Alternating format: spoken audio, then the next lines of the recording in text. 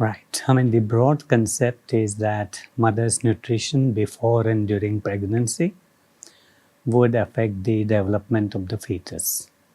It would affect structure and it would affect function of the whole system. And this is what we call fetal programming. If there is plentiful of food and the environment is good, the fetus will grow to its full potential.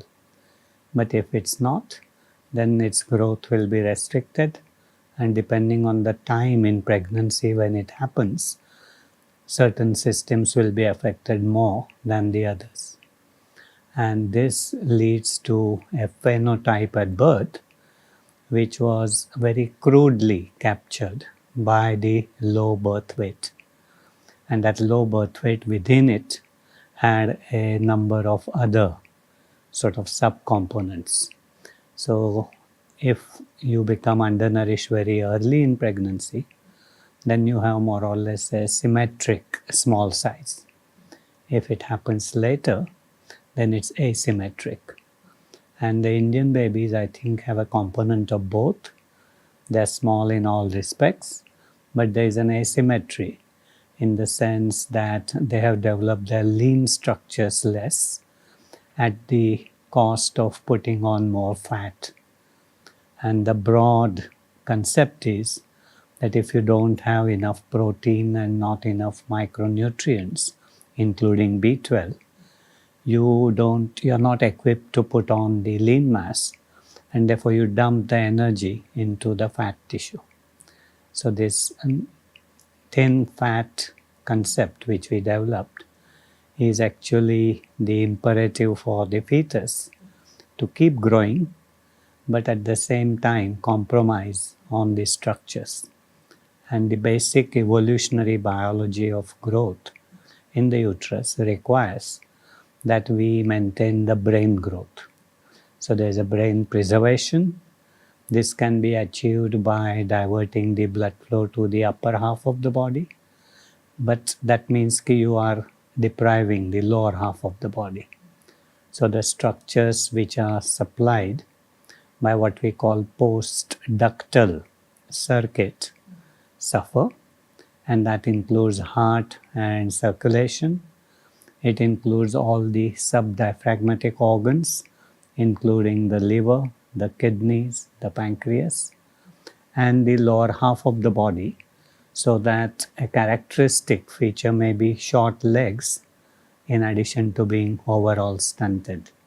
And there are very interesting studies where all this has been linked with future risk of either diabetes or heart disease. So people who are short and fat are at a higher risk of number of conditions, and those who have short legs are at a higher risk of diabetes and heart disease. So it's a very interesting concept which has evolved, and David Barker first pushed this. So he became famous for his thrifty phenotype hypothesis.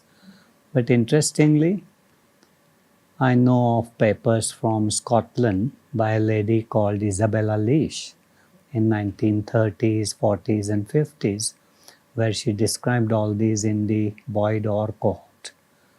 So there has been knowledge of this from before, but David Barker connected it with long-term risk of non-communicable disease. So that's how we operate, and micronutrients became a focus of this after we described the B12 deficiency with a relative folate excess as a nutritional combination which seems to drive such a phenotype and the future risk of diabetes.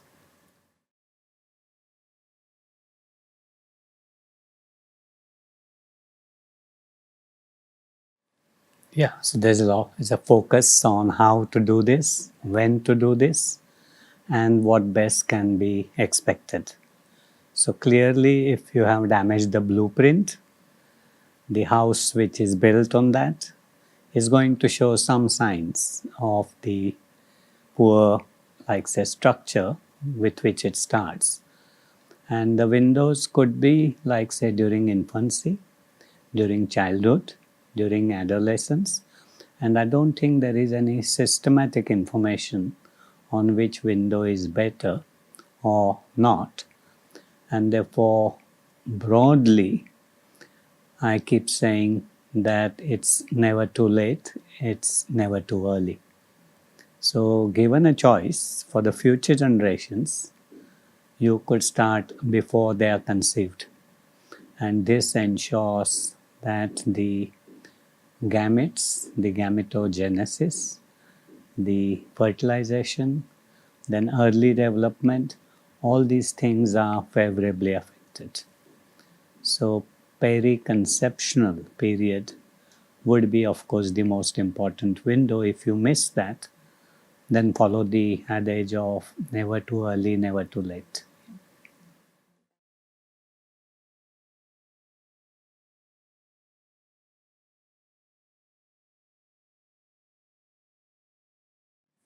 Yes, that's one way of looking at it.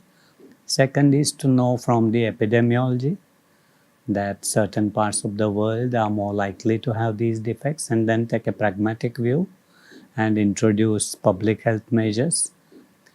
The bottom line, of course, is to make sure that we are not doing any harm, because some of these deficiencies are likely to be multi-generational with some adaptation in the system, and we would like to make sure that they are not doing any harm by doing studies and measuring the possible harm.